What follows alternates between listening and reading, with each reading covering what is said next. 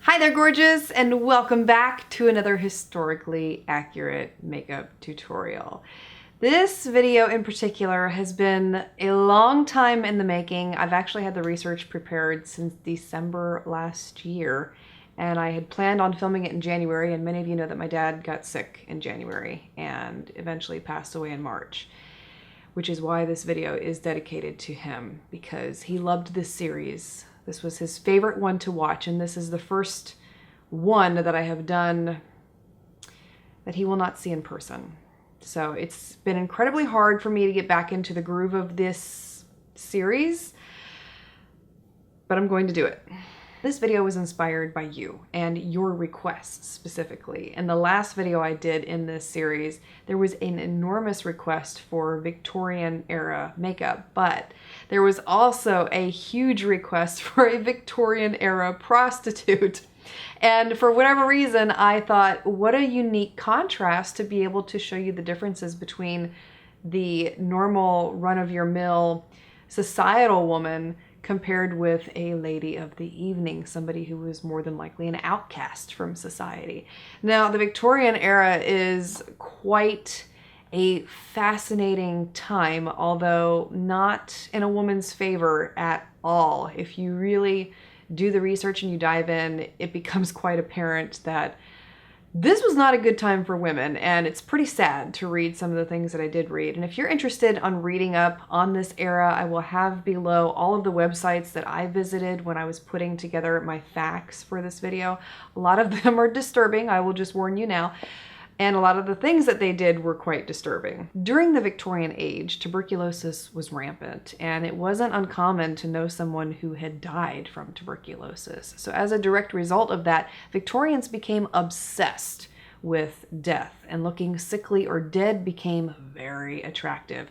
So they would make their skin as pale as possible, next to near translucent, and if you could see the veins in their faces, it was even better. Unlike today, cosmetics in the Victorian age were looked down upon. The only people who would wear cosmetics were prostitutes and actresses. And if you were a societal woman, you did not want to be associated with either of those types of women. So they would sneak into places to purchase their cosmetics, and they would sneak out. And when they wore it on their face, they wore as little as possible to avoid detection. And if you accused a societal woman of wearing cosmetics, she would vehemently deny it and act incredibly insulted. I have a lot more interesting facts to share with you from this era. They will come as pop-ups throughout the video.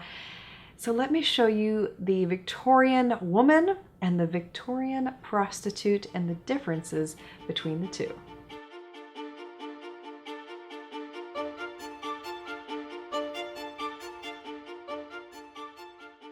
Victorian women prided themselves on pale, unblemished skin, and they would quite often use cold cream as a priming agent before applying any other cosmetics onto the face.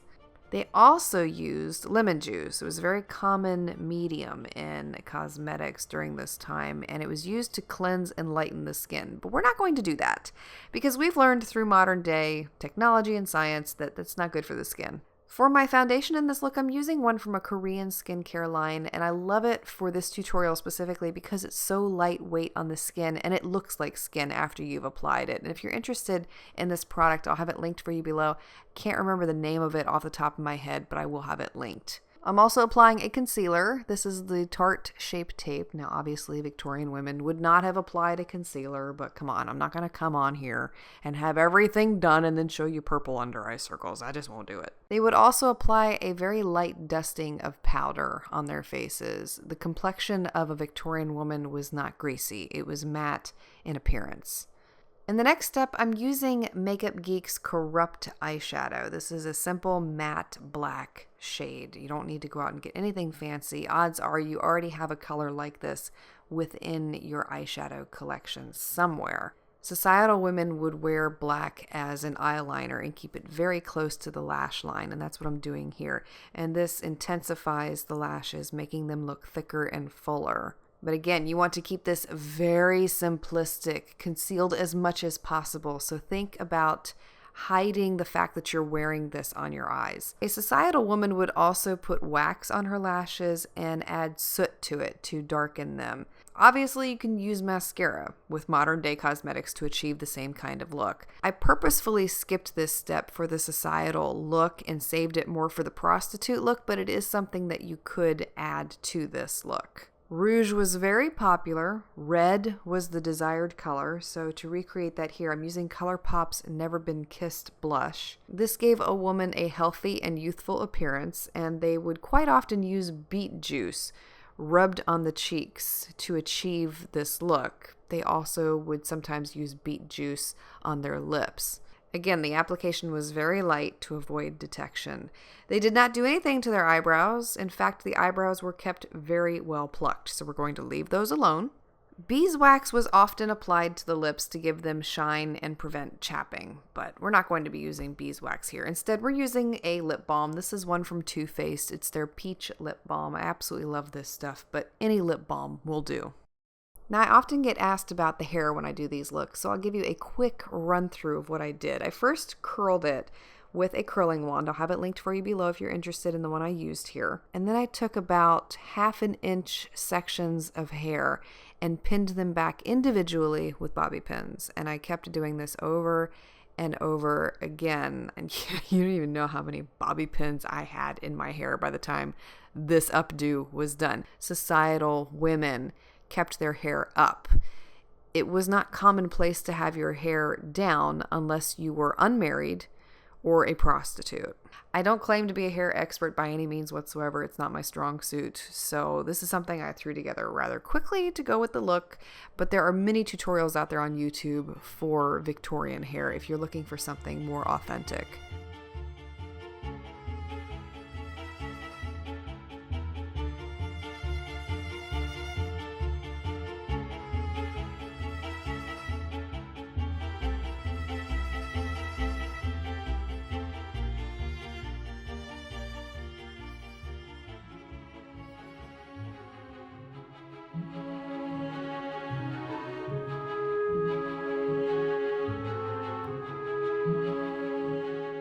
For the Victorian Prostitute, not a lot of information on this look, but I'm going off of what I was able to find. At this point, I've already applied an eyeshadow primer, and I'm using Max Blanc Type as a base first on my brows, and this will help with blending later on. Going in with the same MakeupGeek eyeshadow I showed you in the societal look, I'm using this all over the eye, and I'm applying it with the Sigma E25 brush.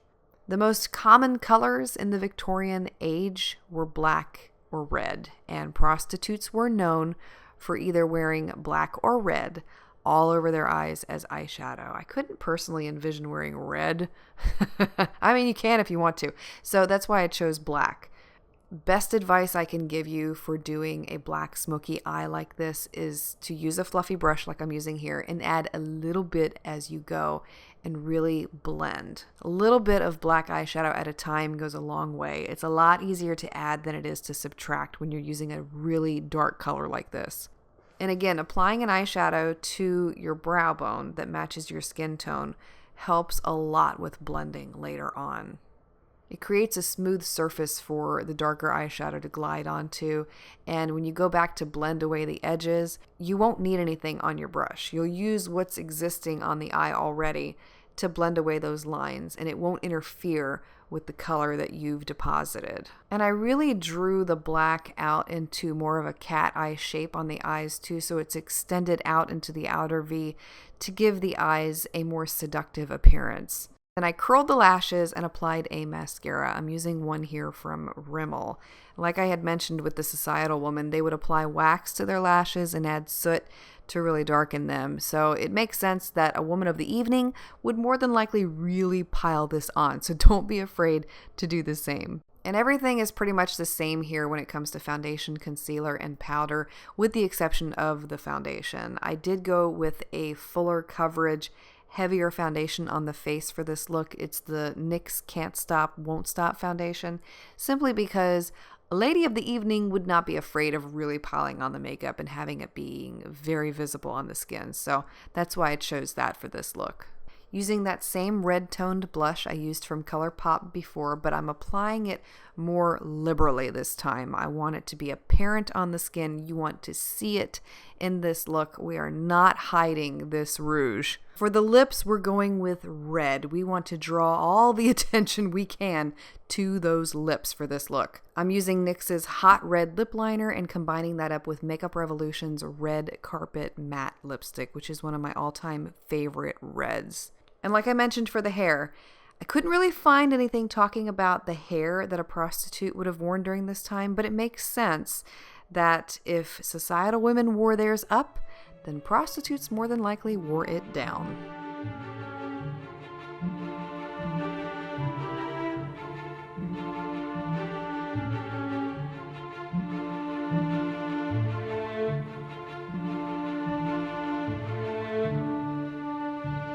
Really hope you enjoyed today's video. Thank you so much for taking this trip back in time with me.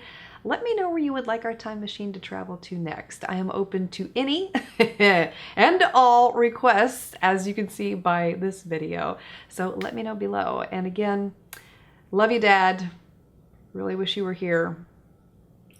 But I'm really excited to be back to filming this series, and I look forward to doing another one for you very soon. Thank you so much again for taking the time to watch. Please subscribe so you don't miss out on any historically accurate videos coming out in the future. And if you would like to see ones I have done previously, I will have that playlist linked for you below too. I'll see you next time.